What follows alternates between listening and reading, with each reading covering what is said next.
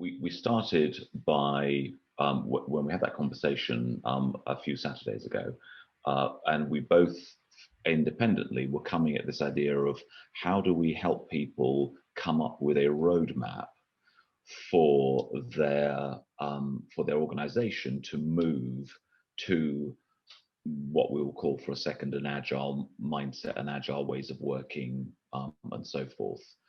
And obviously different organizations are working on that at the moment, or different organizations are doing that transformation and trying to get there. And so that was the start. So we came up with the idea of an agile roadmap for agile transformation was the original concept.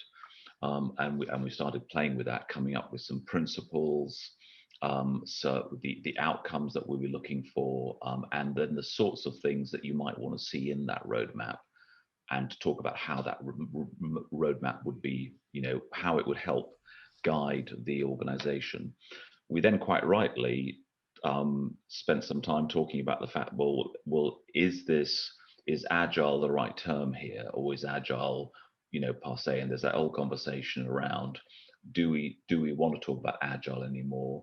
Or do we still, because it's just about ways of working, or do we need to still refer to agile just so that we have the shorthand to what we mean it is the opposite of? And it is the opposite of command and control, it's the opposite of rigid thinking, it's the opposite of bureaucracy, and so forth. So it gives us a hook, sort of thing. But I think quite rightly, we've moved this idea of an outcomes roadmap, and this idea of helping people understand that a roadmap is not something that is fixed, it is a guide. And so I think we've moved to the idea of outcomes roadmap.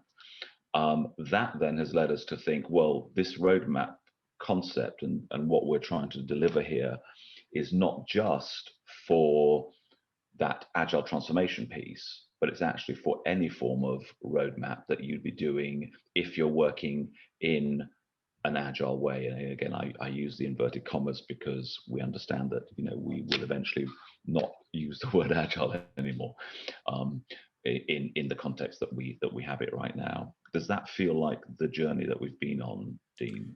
Yeah, it does. It does, and I guess this stems from the fact that I certainly have been on many change programs, agile transformation programs, and it's kind of ironic in that we are on those programs and we want to make the organization or a team more agile, yet with agile transformation we run the risk of being deterministic with predefined steps, which is exactly the thing we want to be able to encourage people to unlearn.